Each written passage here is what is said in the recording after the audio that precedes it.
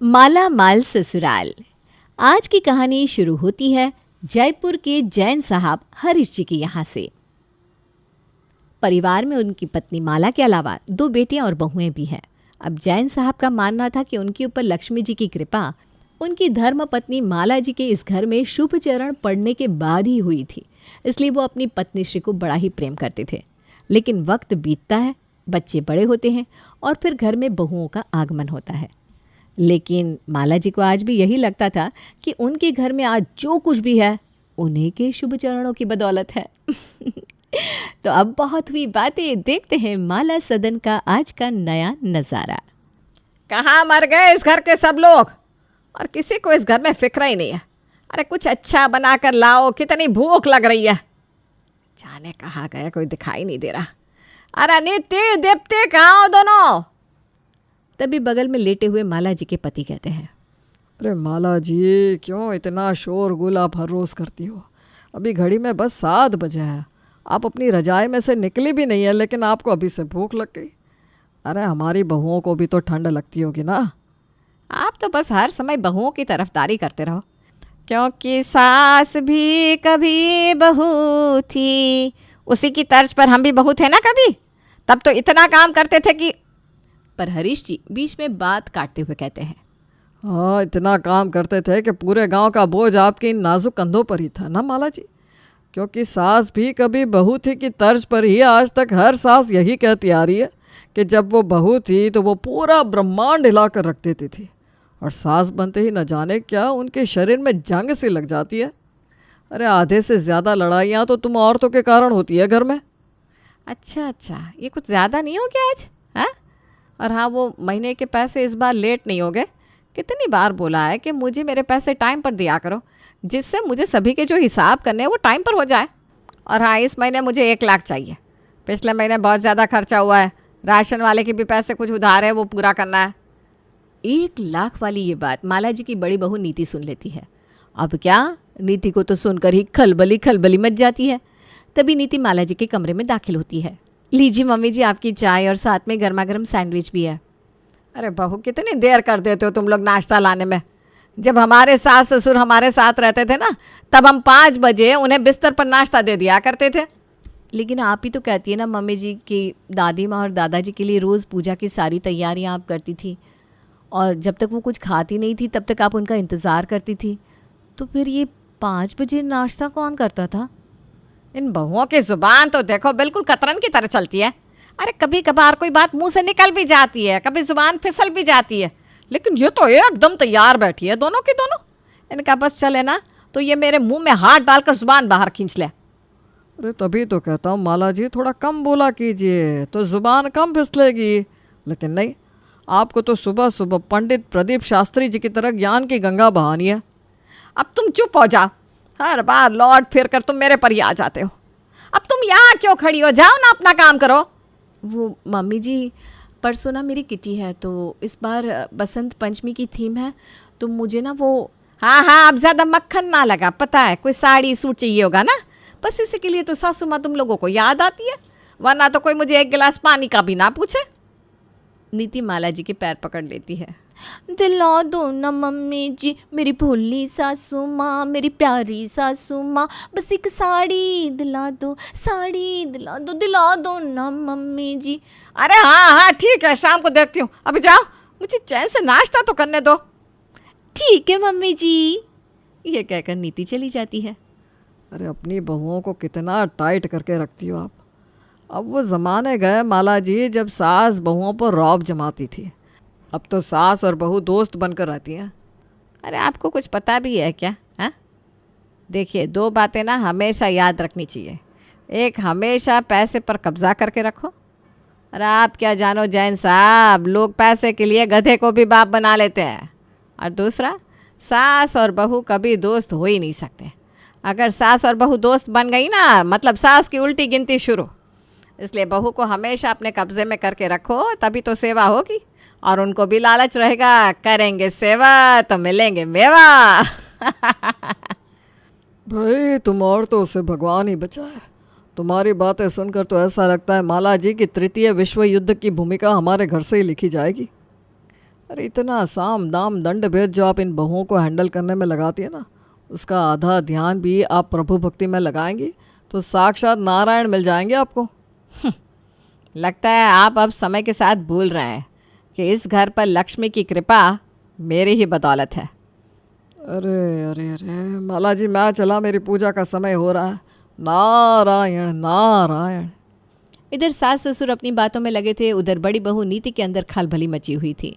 उधर किचन में खड़ी खड़ी नीति सोच रही थी, अरे यार पिछले महीने तो ऐसा कोई खर्चा भी नहीं हुआ और तो कोई मेहमान भी नहीं आया हमारे घर कि चलो जिस महीने मेहमान आते हैं या घर में कोई फंक्शन होता है तो बजट ऊपर नीचे हो जाता है।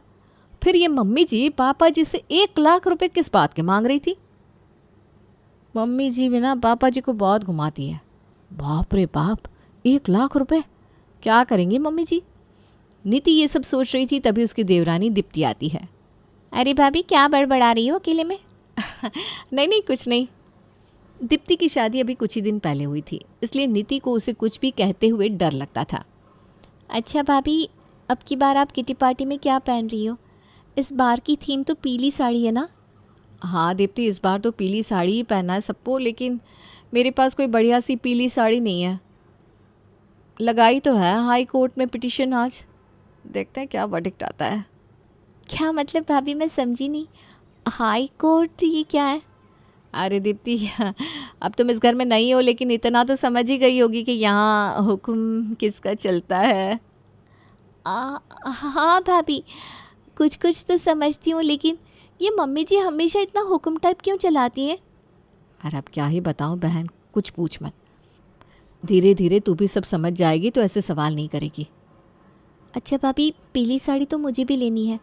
आज ही मैं देवेश से पैसे ले लेती हूँ, फिर हम कल चलेंगे मार्केट। अरे मेरी भोली देवरानी, तुझे लगता है कि अभी तक देवर जी ने इस घर की सारी नीतियाँ बताई नहीं है? क्या मतलब भाभी? अच्छा तू एक काम कर, आज ना देवर जी से साड़ी के लिए बोलना, फिर कल हम यहीं इसी वक्त ये बात डिस्कस करेंगे। रात को ही दीप्ति देवेश से पीली साड़ी के लिए कहती है। देवेश जी, मैं क्या कह रही थी कि मुझे ना एक पीली साड़ी की ज़रूरत है। हाँ तो प्रॉब्लम क्या है? मम्मी जी से कह दो, वो तुम्हें पैसे दे देंगी। लेकिन मम्मी जी क्यों, आप क्यों नहीं? क्योंकि दीप्ति, हम सब लोग मम्मी जी को ही पैसे देते हैं और फिर मम्मी जी ही घर को संभालती हैं। इतने सालों से मम्मी ही घर को संभालती आई है। मम्मी ने इतनी बड़ी जिम्मेदारी अपने कंधों पर ले रखी है जिससे हम तीनों को कोई चिंता नहीं रहती।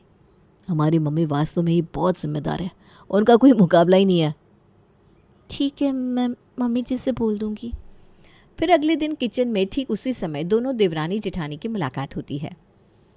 हाँ जी देवरानी जी, फिर क्या बात हुई आपकी? बात क्या, बस यही बोला है कि पैसे मम्मी जी देंगी।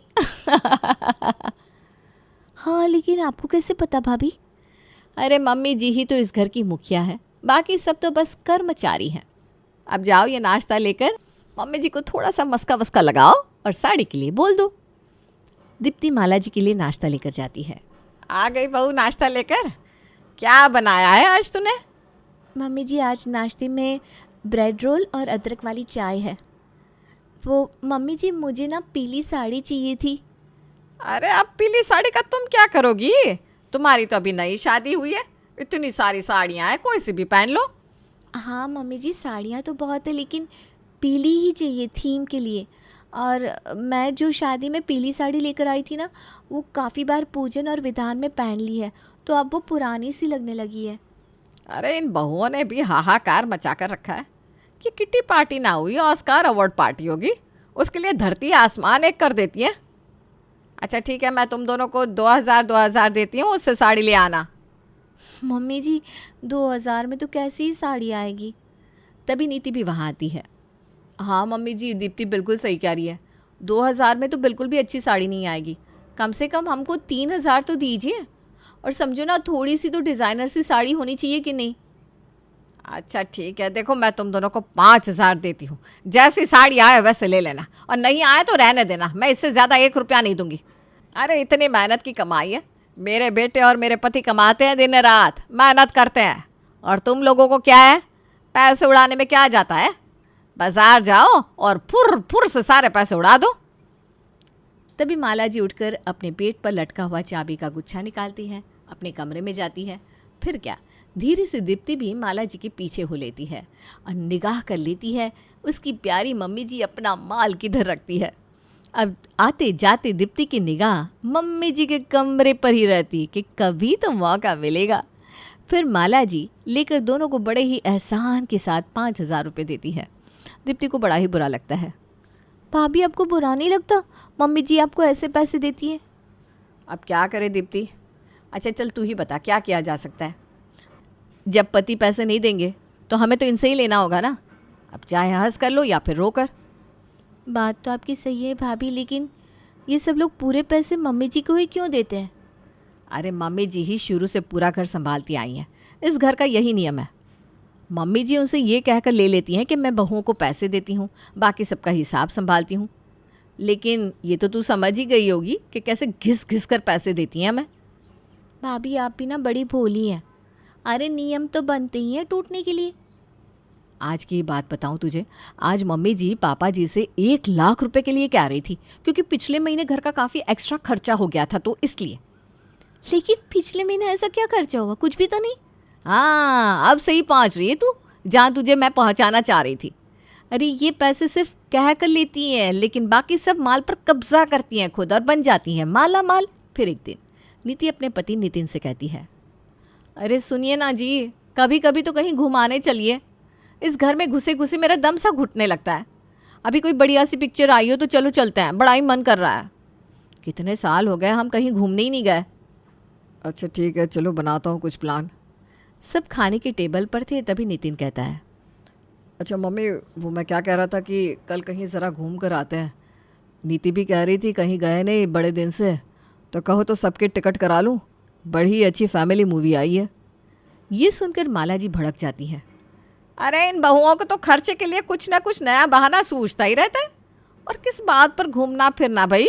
वैसे ही घर में खर्चे कम है क्या, नया खर्चा और जोड़ लो। ये बात वहाँ खड़ी नीति और दीप्ति भी सुन रही थी। उन्हें बहुत ही ज़्यादा बुरा लगता है। तभी हरीश जी कहते हैं, अरे तो क्या हुआ माला जी, बच्चे हैं, वो आने दो। आपको नहीं जाना तो मत जाओ, लेकिन बच्चों के अभी खाने पीने खेलने के दिन है। अरे जब हमारा ज़माना था तो शायद ही कोई फिल्म हमने छोड़ी होगी माला जी। आप तो ज़रा शांति रहा कीजिए, बच्चों को सुधारने की बजाय उल्टा बिगाड़ रहे हैं। लेकिन नितिन और देवेश देखते रहते हैं। दीप्ति मन ही मन कुछ ठान लेती है। फिर एक दिन दीप्ति सासू माँ के पास जाकर कहती है, मम्मी जी वो मुझे ना आज कॉलेज जाना है, मेरी डिग्री अभी तक नहीं आई ना, उसके लिए एप्लीकेशन लगाना है। माला जी गुस्से में मुंह बनाती है, ठीक है जाना है तो जाओ, लेकिन जल्दी आना। और हाँ नीति बहू को बताकर जाना जिससे वो खाने की तैयारी करके रखे। लेकिन मम्मी जी वो तो मेरे साथ जाएंगी, मुझे कहाँ स्कूटी चलानी आती है। अरे ये क्या बात हुई भला? ठीक है जाओ जल्दी और जल्दी आओ। दोनों देवरानी जेठानी आज घर से पहली बार ऐसे निकली थी। दीप्ति आज मेरी शादी को 4 साल होने को आए, लेकिन कभी भी ऐसे बाहर नहीं निकली। आज तो ऐसे लग रहा है जैसे एक्स्ट्रा ऑक्सीजन बॉडी को मिल रहा हो। चलो भाभी सबसे पहले गोलगप्पे खाते हैं, फिर पिज्ज़ा खाएंगे। सच्ची दीप्ति, लेकिन इतने पैसे कहाँ से आए? मुझे ना डर लग रहा है। अरे ये अब की बार घर गई थी ना तो मम्मी ने दिए थे वही पड़े हैं। चलो दीप्ति कम से कम तेरा मायका तो स्ट्रांग है, लेकिन मेरा तो। अरे भाभी कोई बात नहीं, आप परेशान ना हो। फिर दोनों देवरानी जेठानी बड़ी ही मस्ती से घूमती हैं और समय से घर भी पहुंच जाती हैं। लेकिन ये क्या, यहाँ तो पड़ोसन निर्मला जी पहले ही कुंडली मारे बैठी हुई थी। आ गई दोनों बहुरानियाँ। इन दोनों की जोड़ी तो मुझे जैसे सीता गीता की जोड़ी लगती है। वो आई बहू तुम दोनों? और गोलगप्पे कैसे थे गुप्ता जी के? ये सुनकर दीप्ति और नीति की हालत जैसे काटो तो खून नहीं हो गई। निर्मला जी के सामने तो माला जी कुछ नहीं बोली, लेकिन उनके जाने के बाद उन्होंने जो तांडव घर में किया उससे दोनों बहुओं की रूह कांप गई। दरअसल निर्मला जी ने उन दोनों को बाजार में गोलगप्पे खाते हुए देख लिया था और ये देखकर उनके पेट में इतनी जोर का दर्द हुआ कि बिना अपने घर जाए सीधा माला जी के घर चली आई। जब पूरी बात बता दी तब कहीं जाकर उनका दर्द शांत हुआ। अब दीप्ति ने सोच लिया था कि कभी कोई मौका तो उससे भी मिलेगा। बस यही हुआ, भगवान के घर देर है अंधेर नहीं। फिर एक दिन, चलो आज घर में कोई नहीं है, बड़ी बहू भी बाजार गई है और छोटी बहू ऊपर आराम कर रही है। बाकी के सब भी दुकान गए। आज अच्छा मौका मिला है अपने माल को गिनने का। आज देखते हैं माला कितनी माला माल है। बड़े ही दिन हो गए अपना माल नहीं गिना। और इसी तरह माला जी अपनी गुल्लक का ताला खोलती है और गुल्लक में से अपना पैसा निकाल कर गिन रही थी। तभी अचानक से दीप्ति ऊपर अपने कमरे से आकर नीचे माला जी के कमरे में खड़ी हो जाती है और माला जी को पैसे गिनते हुए देख लेती है। लेकिन माला जी को पता नहीं चलता कि दीप्ति वहाँ आ चुकी है। फिर अचानक से कुछ देर बाद माला जी की निगाहें दीप्ति पर जाती है और माला जी का मुंह खुला का खुला रह जाता है। क्या क्या क्या क्या कर रही हो यहाँ? है, तुम तो ऊपर सो रही थी ना? माला जी जल्दी से अपने पैसे छुपाने की कोशिश करती हैं। अरे मम्मी जी आप ही ना, क्यों छिपा रही हो ये पैसे? अपनी ही तो है, इनको छिपाना कैसे? और आप ही तो कहती हैं आप ही के चरण जब इस घर में पड़े तब यहाँ लक्ष्मी जी की कृपा हुई। अपने अपने से क्या मतलब है तुम्हारा? है, अपने से मतलब है आपके और हमारे मम्मी जी। अरे ये पैसे सिर्फ मेरे हैं, हाँ, किसी और के नहीं। अच्छा ऐसा है क्या? तो फिर आप कहें तो पापा जी से भी इस बारे में बात की जाए। देख लीजिए मम्मी जी, इतने सालों की बनाई हुई आपकी इमेज कहीं आपके पति और अपने बेटों के सामने नहीं नहीं नहीं नहीं मम्मी जी, मुझे अच्छा नहीं लगेगा ऐसे। और तो और इतने पैसे हैं, कम से कम 5 लाख तो होंगे ही मम्मी जी। आपके जीवन की गाढ़ी कमाई आपको ये वापस भी करने पड़ेंगे। अरे पूरे 7.5 लाख है। तब तक लगे हाथ नीति भी वहाँ आ जाती है। वो भी इतने सारे पैसे देखकर भौंचक के रह जाती है। इतने सारे पैसे किसके हैं और ये मम्मी जी के पास कहाँ से आए? धीरे बोलो भाभी, दीवारों के भी कान होते हैं। और ये पैसे अब हम तीनों के हैं, ये खुद मम्मी जी ने कहा है मुझसे। अब क्या, वो कहते हैं टाइम सबका आता है। पहले माला जी का था, अब बहुओं का। अब बहुएं पूरे मज़े से घर पर रहती, बाहर घूमती और क्या मजाल कि माला जी अब उफ भी कर दें। एक डेमो ये भी देख ही लो आप। सभी खाना खा रहे हैं तभी दीप्ति कहती है, पापा जी हमने प्लान किया है कि इस बार हम सर्दियों में शिमला की बर्फ़ देखने चल रहे हैं। आपको कोई प्रॉब्लम तो नहीं है ना? अरे भाई मुझे कभी कोई प्रॉब्लम हुई है क्या भला? अपने मम्मी जी से पूछ लो। दीप्ति माला की तरफ देखती है। मम्मी जी आप बताओ, कोई प्रॉब्लम है क्या आपको? अब नहीं तो मुझे कहाँ कोई परेशानी है, इसी बहाने हम भी घूम आएंगे। अब तो जैन साहब के घर की गाड़ी बड़ी ही स्मूथ चल रही थी।